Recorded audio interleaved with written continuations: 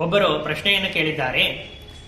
ಮಡಿಯಲ್ಲಿ ಸ್ನಾನವನ್ನು ಮಾಡ್ತಾ ಇರುವಂತಹ ಸಂದರ್ಭದಲ್ಲಿ ಸ್ನಾನ ಆದ ಮೇಲೆ ನೀರಿನ ಪಾತ್ರೆಯನ್ನು ಕೈಯಲ್ಲಿ ಹಿಡಿದುಕೊಂಡು ಬರಬೇಕು ಅಂತ ಹೇಳ್ತಾರೆ. ಯಾಕೆ ನೀರಿನ ಪಾತ್ರೆಯನ್ನು ಕೈಯಲ್ಲಿ ಹಿಡಿದುಕೊಳ್ಳಬೇಕು ಅಂತ ಅವರ ಪ್ರಶ್ನೆ. ಅದಕ್ಕೆ ಶಾಸ್ತ್ರ ಈ ರೀತಿಯಾಗಿ ಉತ್ತರವನ್ನು ಕೊಡ್ತಾ ಇದೆ. ಜಲಪಾತ್ರಂ ಕರೆ ಧೃತ್ವ ಪಂಥಾನಂ ಯೋಧಿಗಚ್ಚತಿ ಚಂಡಾಲ ಪತಿತಾನ್ ದೃಷ್ಟ ನ ದೋಷಃ ಕಪಿಲೋ ಬ್ರವೀತ್ ಎಂಬುದಾಗಿ ಪ್ರಮಾಣ.